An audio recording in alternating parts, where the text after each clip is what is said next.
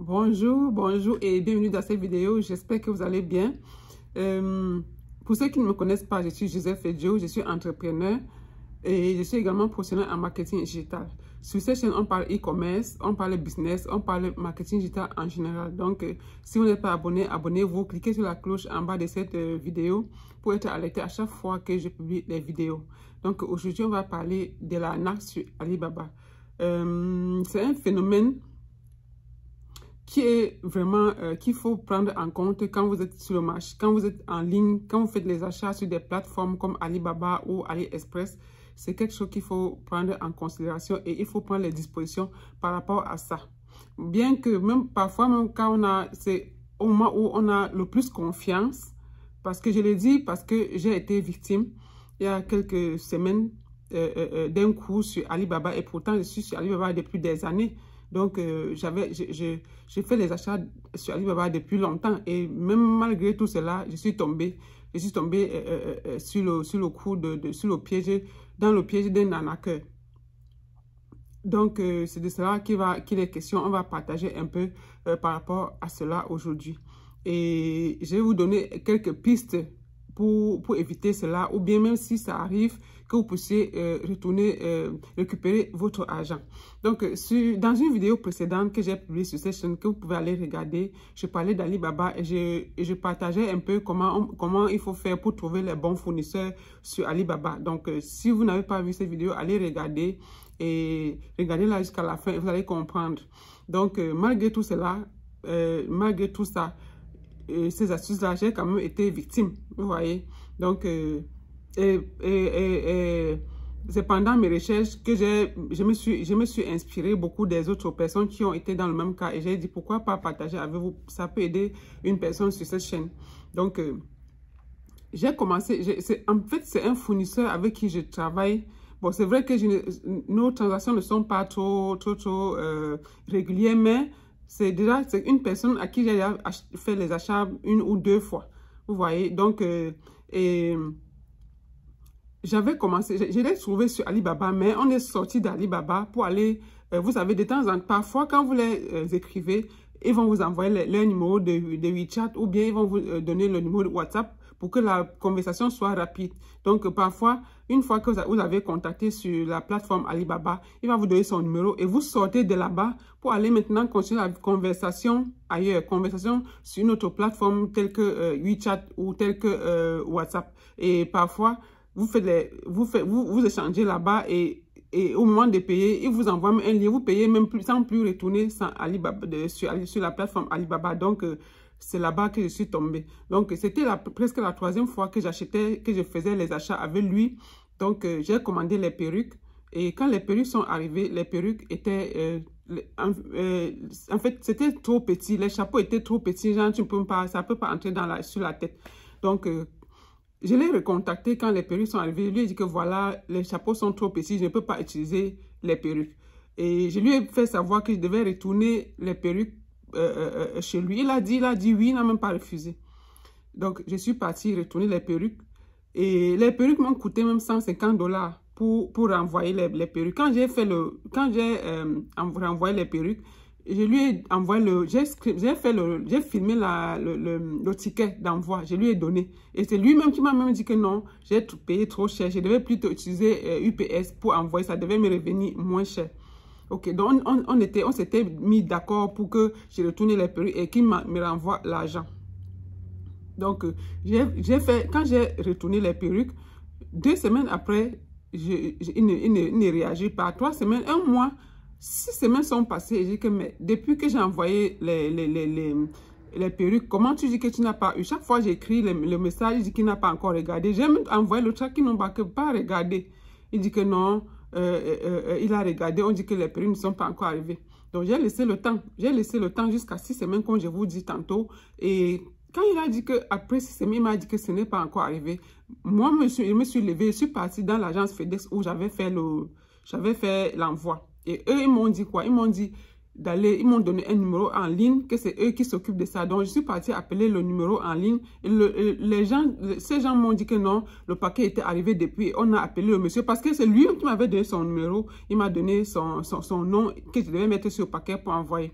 Et quand j'appelle en ligne, alors, ces gens me disent que non, le paquet était arrivé et on a appelé le monsieur pour venir récupérer. Il a dit que non, il n'a pas besoin de ça.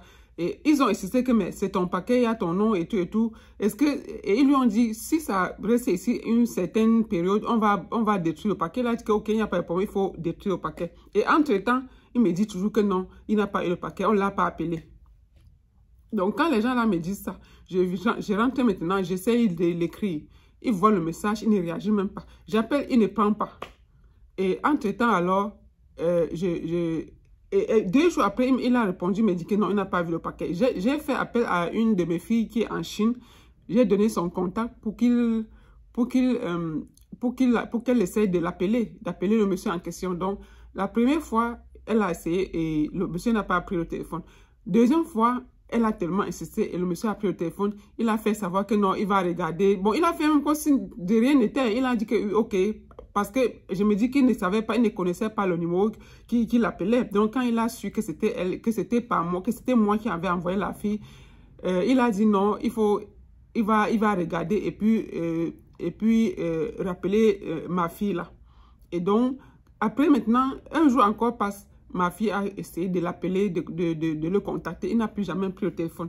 Entre-temps, moi aussi, j'ai écrit, j'étais toujours en train d'écrire. J'ai même fait les screenshots, tout, envoyé à ma fille là pour qu'on lui envoie. Peut-être qu'il fait semblant qu'il ne connaît pas la personne. On a envoyé tous les messages, tout ce qu'il fallait.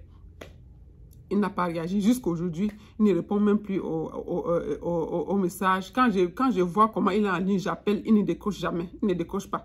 Donc, c'était juste pour attirer votre attention que après ça, parce que, bon, en fait, c'était le premier coup qui m'arrivait, vraiment un coup où j'avais dépensé, j'avais mis quand même au moins l'argent j'avais mis presque $600. Bon, avec le transfert et tout que j'ai fait, donc ça pouvait remonter à $800. Donc, c'était, sinon, les autres fois, j'avais pas encore eu un coup comme ça. Donc, c'est comme ça que dans mes recherches, j'ai vu que les gens qui ont été victimes aussi, donner les conseils du genre quoi. Quand tu commences la conversation sur Alibaba, parce que si tu as suivi la vidéo que j'ai donnée, il y a certains critères que tu dois appliquer pour avoir le bon fournisseur.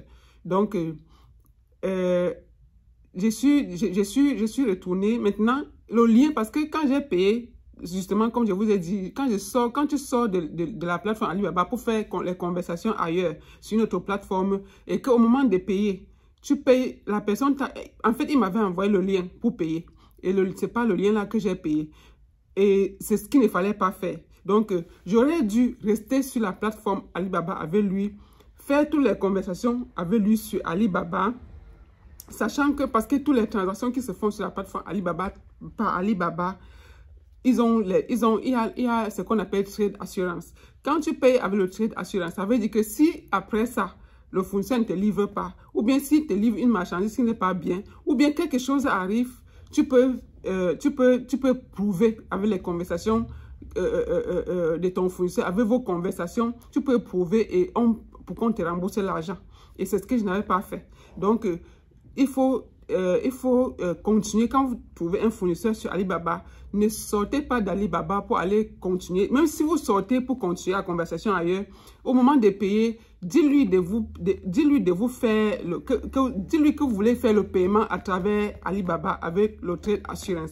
Ça veut dire que quoi? Quand vous allez payer à travers Trade Assurance dans Alibaba, les traces vont rester. On va bien voir comment vous avez payé.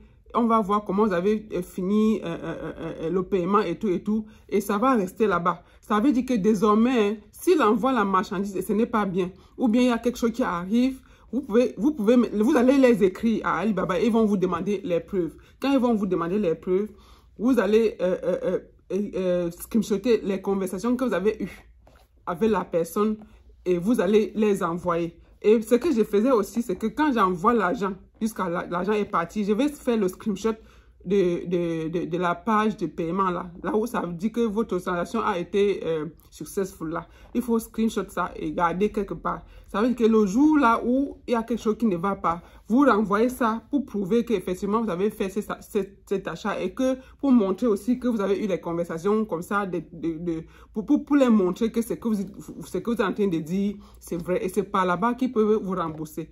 Donc, c'est ce que j'avais à partager avec vous. Quand vous commencez les conversations dans Alibaba, commencez là-bas et terminez là-bas par le paiement par Alibaba. Là, c'est une sécurité pour vous. Ça veut dire que votre marchandise, vous êtes en sécurité parce que si quelque chose se passe, vous pouvez récupérer votre argent. Mais une fois que c'est sorti de là, parce que après mon cas, après ce qui m'est arrivé, je suis retournée dans Alibaba. Le lien même qu'il m'avait donné, j'ai essayé d'avoir les traces de ça pour pouvoir réclamer mon argent, mais je n'ai pas tout, je n'ai pas pu.